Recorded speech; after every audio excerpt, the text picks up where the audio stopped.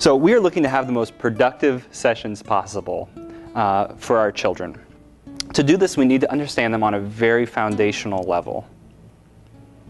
The reason our children act the way they do, and really the reason we all act the way we do, is because we are looking for acceptance and connection with people around us.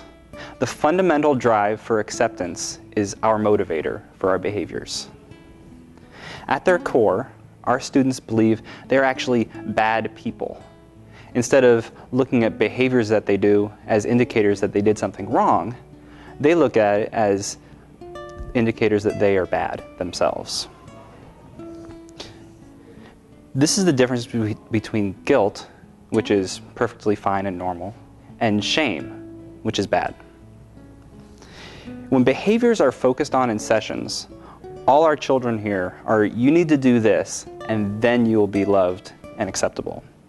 Now, this is not your intention, but this is how the message is heard through their filter. Each time they hear this, they get the message that, man, as soon as you change this, you'll be able to come home. You'll be able to be loved. You'll be able to be accepted. Even things that, no, Johnny, you're wrong. We do love you. It gets twisted in their mind to be interpreted as this is one more thing you just aren't doing well at. And then it brings up the shame, and we get started all over again in this cycle.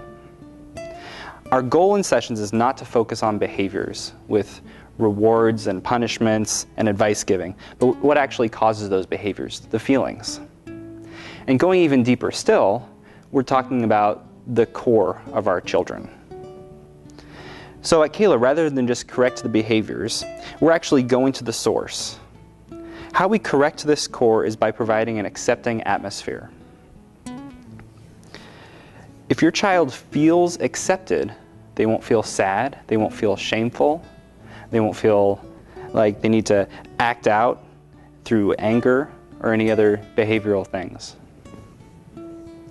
This is a very different approach than a behavioral model, and it can be really hard to grasp onto.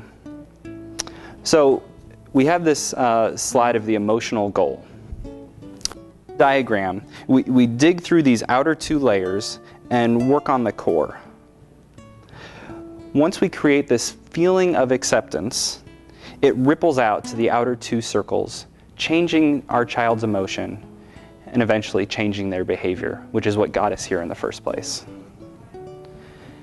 We accept our children by using safe touch, acceptance, active listening, reflection, empathy, permission to feel, and giving without return. Unconditional care, attunement, and validation go a long way for our kids, and we will be doing every session. This is the crux of the idea behind therapy at Kalo, and this is very important to understand. If you understand this and apply this, it will take a significant amount of time off your child's stay here, and you will be able to bring them home that much quicker. Empathy and attunement are the most powerful agents of change. If your child feels that we understand them, and we can actually feel what they are going through, they get this idea in their head that they're worth feeling about. They're worth feeling cared about. They're worth us feeling sad with them. They're worth the effort we put forth. They are worth us feeling crappy with them about being called names, about struggling in school, and feeling their great sadness. If they are worth us suffering, then they are worthwhile. If they are worthwhile, they don't need to try so hard to fit in. They don't need to worry about people not paying attention to them, feeling depressed, and acting out through behaviors, because they truly, truly understand that they are loved and they are secure in that. Thank you.